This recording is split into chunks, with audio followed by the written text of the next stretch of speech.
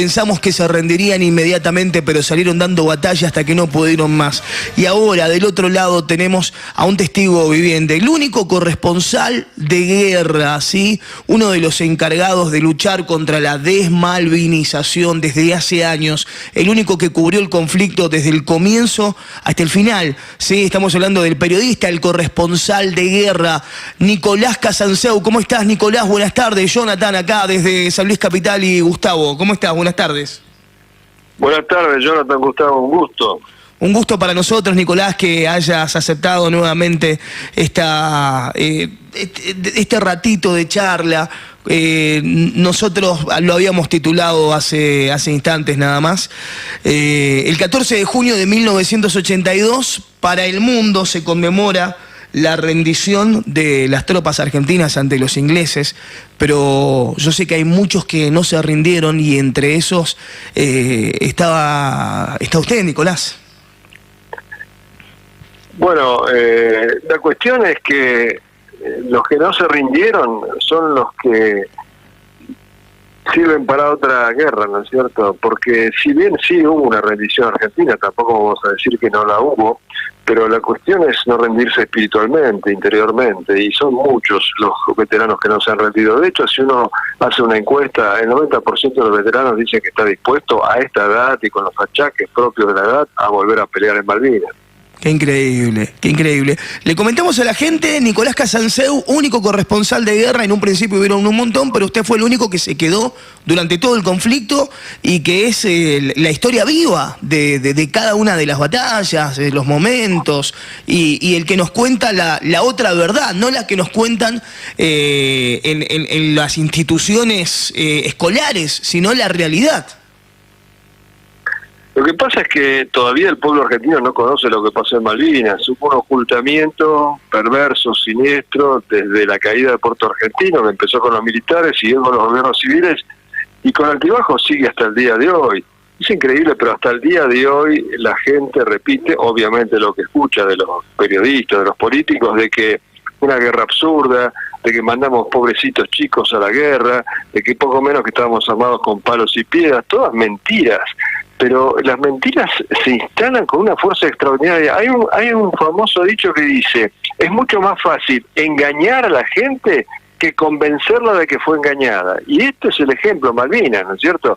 La han engañado, le han contado todas estas fábulas, todas esas ideas, fuerzas falaces sobre la guerra de Malvinas, y cuesta mucho contarles la verdad. La gente se resiste, la verdad. Es algo así como mentime que me gusta, ¿no? Pasa también en política, lo vemos también mucho en política. Nos están escuchando en distintas provincias, Mendoza, San Luis, Córdoba, algunas localidades de Buenos Aires, en el resto del mundo, a través de nuestro website oficial, que es cadenalider.com. Hoy, para nosotros es un gusto tenerlo aquí, a través de esta llamada telefónica. Y ¿puede contarle a la gente algunos de esos actos heroicos, esos actos de amor, ¿sí?, que realizaron nuestros soldados, nuestros comandos, nuestros aviadores ahí en el conflicto de Malvinas? Bueno, son legión, son muchísimos. Está el caso, lo conocí personalmente muy de cerca, el teniente de la Fuerza Aérea que tenía el indicativo del Sombra, Miguel Ángel Jiménez, que cada vez que había una misión le decía el jefe, el indicativo del jefe era Nahuel, le decía, no mandes a fulano que tiene hijos, mandame a mí que no tengo, no mandes a sutano que está casado, mandame a mí que soy soltero. Y así, ofreciéndose voluntario en las misiones, el 28 sale en una misión a atacar a los ingleses que estaban peleando con los nuestros en Darwin, y es abatido, no vuelve, lo hizo por amor. Y estas historias de amor al prójimo son una constante en la guerra de Malvinas. Lo que pasa es que no se conocen, no se han estudiado, se omiten. Pero y la historia de Malvinas vista sin anteojeras es una historia de una cadena de amor al prójimo, de actos de amor al prójimo. Por ejemplo, cuando estaban los náufragos pereciendo literalmente después del hundimiento de Belgrano en esas aguas frías, era urgente encontrarlos para salvar la mayor cantidad posible antes de que siguieran muriéndose, y sale un avión Neptune de la Armada que era tan viejo que tuvieron que sacarlo de circulación en la misma guerra de Malvinas, y vuela y no encuentra a los náufragos y se le está agotando el combustible, llega hasta el punto ese que los pilotos dicen el punto de lotería, o sea, de ahí te tenés que volver porque si no puede no alcanzarte el combustible para llegar al continente, te vas a caer al agua. Y el capitán habla con la tripulación y dice, ¿qué hacemos? Y los 10 deciden, sigamos buscando, y vuelan media hora más y avistan esas balsas, ¿no? Ese archipiélago de balsas, y no solo dan la noticia a los buques de rescate, sino que como había mucha bruma y mal tiempo, tienen miedo que no lleguen exactamente al punto los buques de rescate y se quedan orbitando sobre las balsas, dándole coraje a los náufragos y al mismo tiempo esperando que se acerque el primer buque de rescate, y recién después emprenden el vuelo al continente y llegan, pero llegan literalmente ya no con la última gota de combustible, con el olor a la última gota de combustible. Se juegan la vida estos 10 hombres y salvan 770. Qué increíble. Le hago una pregunta personal, Nicolás, nunca se la hice. Como periodista, como corresponsal, ¿usted se imaginó en algún momento cuando pisó la isla que luego de muchísimas décadas posterior iba a ser la historia viviente para muchos de nosotros y que muchos íbamos a leer sus libros? No, para nada, ni siquiera sabía si iba a salir vivo de la guerra. Mucho menos imaginaba lo que podría. Lo que nunca imaginé es que un pueblo como el argentino, que necesita ejemplos, arquetipos, gente que lo da todo a cambio de nada, como norte para imitarlos, que haya escondido a sus combatientes durante tantos años. Mira, yo te cuento una anécdota. Sí. Yo estaba sin trabajo, fusilado, perseguido, desmalvinizado, y me fui a Nueva York a buscar trabajo. Habían pasado 10 años de la guerra de Vietnam, era el año 85, una guerra impopular, Nueva York una ciudad pacifista, casi de izquierda, antibélica, pero habían pasado 10 años de la guerra de Vietnam y los neoyorquinos le hacían un desfile a los veteranos, no a los que los mandaron a la guerra, a los que pelearon. Y yo estaba en la casa de mi primo y se caían los balcones de los aplausos de los neoyorquinos aplaudiendo a los soldados de Vietnam. Y yo dije, bueno, pasarán 10 años de la guerra de Malvinas y lo mismo va a ocurrir en mi país. Bueno, pasaron ya casi 40 y el desfile todavía se lo deben a nuestros combatientes. Qué increíble. Siempre hablamos y siempre sus entrevistas es acerca de los soldados, de la tropa argentina. Y muy pocas veces, por lo menos yo he visto y he leído bastante entrevistas suyas, le han preguntado por usted mismo. Yo quiero que me cuente, si se puede, ¿no? Alguna de esas noches, cuando terminaba su guardia periodística, que se iba a acostar, que se iba a dormir, ¿en qué pensaba? ¿Estaba consciente de que estaba cubriendo una guerra, de que no sabía qué iba a pasar el otro día? ¿Qué sentía usted? Bueno, eso sí, yo tenía desde chico conciencia histórica, siempre leí libros de historia, me apasionó la historia, y yo sabía que estaba viviendo un momento histórico y lo estaba viviendo desde una butaca en primera fila. Eso lo tenía muy consciente. Cuando terminábamos de trabajar, bueno, teníamos que estar recluidos en la hostería, porque afuera inclusive se armaban tiroteos entre propia tropa, era peligroso andar y había que hacerlo lo menos posible. Y además no se podía filmar, porque de noche las cámaras nuestras de aquella época no captaban nada.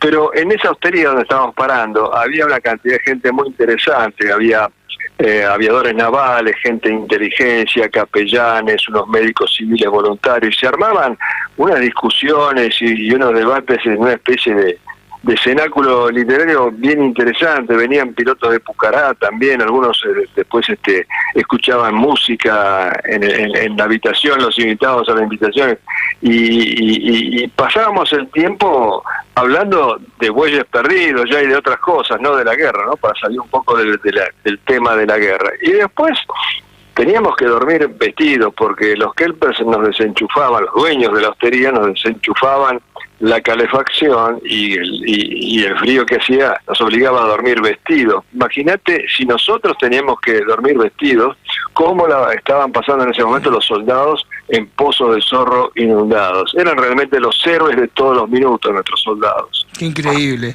¿Y sintió en algún momento, en alguno de los conflictos, de las batallas que cubrió, sintió miedo y decir, ¿qué estoy haciendo acá? ¿Por qué me estoy arriesgando a tanto?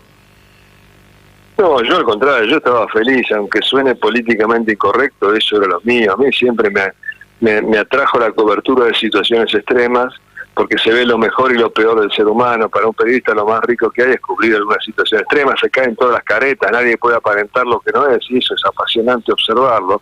Y además encima era una guerra mía, porque era mi país el que estaba peleando, así que no, yo eso no me lo iba a perder por nada del mundo, y mi familia me exigía que me volviera, que me mandaran un relevo, yo no quería volver por nada del mundo. En algún momento del conflicto puede ser, si la memoria no me traiciona, que lo confundieron, corríjame, con un espía ruso.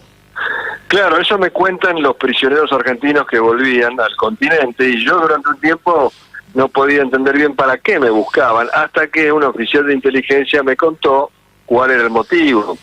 Yo soy de origen ruso, y como cuando nos comunicábamos con nuestras familias, no había ninguna intimidad en ese barracón que había para comunicarse, yo hablaba en ruso con mi familia. Y me cuentan que los ingleses escuchaban absolutamente todas nuestras conversaciones. Estaba en el aire este tema de que quizás la Unión Soviética podría llegar a ayudar a la Argentina, porque era la época de la Guerra Fría, y entonces estos que escuchaban la conversación de repente ven que el único periodista que está ahí habla un ruso perfecto, sin acento. Mi ruso me permitiría andar por Moscú sin que me reconozcan como extranjero, y los tipos decidieron que yo era el hombre de la KGB de Moscú en Malvinas, porque si no se entendía como el único periodista habla ruso perfecto, y habrán pensado que cuando me comunicaba con mi familia y preguntaba cómo están los nenes en el colegio, en lenguaje críptico, cifrado, podía significar cuándo llegan los miras peruanos o algo por el estilo. Oh. Entonces, si yo no me hubiera ido en ese último vuelo del Hércules horas antes de la rendición, me imagino la cantidad de pateaduras que me hubieran dado los comandos ingleses antes de convencerse de que yo no era el hombre de Moscú en las Islas Malvinas. Qué increíble, qué increíble. En todo momento estuvo consciente de que al otro día no sabía qué iba a pasar porque estaba en una guerra. Uno no piensa mucho en eso, porque supongo que si uno se empieza a obsesionar con ese tema, no va a poder ni trabajar. Pero además yo tenía casi la convicción de que no me iba a pasar nada, porque yo tenía una madre muy rezadora, y no hay nada más fuerte que el rezo de una madre. Yo la verdad que nunca pensé que me iban a matar. Qué increíble. ¿Qué cosas, qué escenas, qué momentos lo conmovieron al grado de decir esto no puede estar pasando? ¿Alguna conversación de algún soldado, algún pedido o alguna declaración de algún superior, ¿no?, de los que estaban ahí? Algo que lo conmovió realmente y que vivió la raíz de lo que significa una guerra que muchos de nosotros no la hemos vivido y creo que no la vamos a vivir nunca. Bueno, lo que conmovía mucho era descubrir lo que estaban haciendo nuestros pilotos. Sabíamos que en muchos casos tenían máquinas anticuadas, obsoletas, y estaban castigando de una manera feroz a la flota que superaba en tecnología 30 años a los pilotos argentinos. O sea, eso a mí me ponía la piel de gallo. Yo había noches que no me podía dormir, recibía las últimas noticias de los ataques. Yo me imaginaba a esos pilotos encerrados en esas cabinas tripuladas por el coraje, atropellando a una de las flotas más potentes del mundo y dejando en el fondo del mar barcos último modelo. La verdad que era impresionante. Y después, bueno, por supuesto, en una guerra todo el tiempo uno siente emociones ante distintas cosas. Por supuesto, la más fuerte es cuando muere alguien con quien uno ha llegado a trabar cierta relación de amistad, y esas relaciones se hacen muy rápido, bajo las bombas, en peligro, y eso era, por supuesto, lo más doloroso. Yo, una víspera de un ataque inglés, estaba en el aeropuerto, estábamos haciendo un picadito con un grupo de soldados con una pelota con los colores de Boca Juniors, y a la mañana siguiente, cuando yo llego, uno de los soldados, Bordón, estaba tendido muerto con la pelota con los colores de Boca Juniors al lado de él. Esas son cosas realmente muy fuertes, muy feas. Le dieron la posibilidad de cañonear en algún momento, ¿verdad? De tirar de los cañones, ¿verdad? Sí, nosotros habíamos pedido armas con mi camarógrafo para participar de la defensa, se nos mataron de risa los militares, pero bueno, era un sentimiento legítimo. Mi camarógrafo, un muchacho simple de barrio, una vez bajo un bombardeo me dijo: mirá, si acá hay 10.000 tipos defendiendo las islas, yo soy el 10.001. Esa era la sensación que teníamos. Primero éramos argentinos antes que periodistas. No nos dieron armas, pero en el penúltimo día antes de la rendición estábamos filmando un combate de artillería y me dejaron tirar un cañonazo después de todo lo que molesté. Me engolosiné, pedí que me dejaran tirar más, no me dejaron, sino bien, siguieron tirando los profesionales. Pero lo que yo siempre digo es que mi cañonazo, por supuesto que no me convierte en combatiente, ni mucho menos, pero quiero creer que es simbólico, que es lo que hubieran querido hacer los 200.000 civiles que se anotaron de voluntarios para ir a pelear a Malvinas y que no los dejaron ir. Ojo, 200.000 civiles adultos, porque además se presentaban menores de edad. Yo en mi canal de YouTube tengo un video que Silvia Fernández Barrio entrevista a estos muchachos menores de edad, le pregunta a uno, ¿cuántos años tenés? 16. ¿Y tu papá qué dice? Mi papá me apoya, mentira. Y entre esa gente, curiosamente, está, lo hemos descubierto hace pocos días, el que ahora es presidente de la Sociedad Rural Argentina, Nicolás Pico, a los 17 años, y le preguntan, ¿y vos qué harías en Malvinas? Me voy a quedar todo el tiempo que haga falta. Qué increíble. 17 años. Qué increíble, qué valores, qué principios. ¿Qué sintió ahí cuando lo dejaron cañonear? Usted adentro suyo, ¿qué sintió?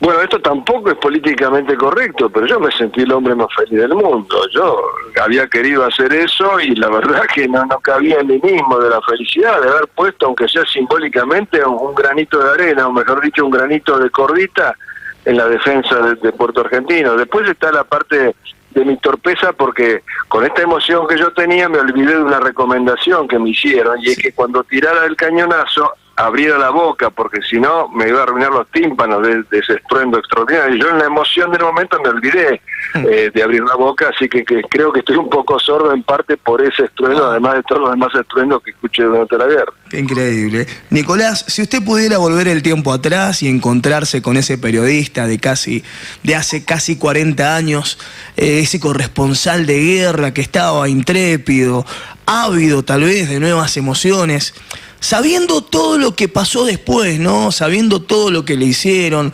sabiendo que tuvo que salir a buscar trabajo afuera, de que muchísimo tiempo lo dejaron de lado, ¿qué le diría?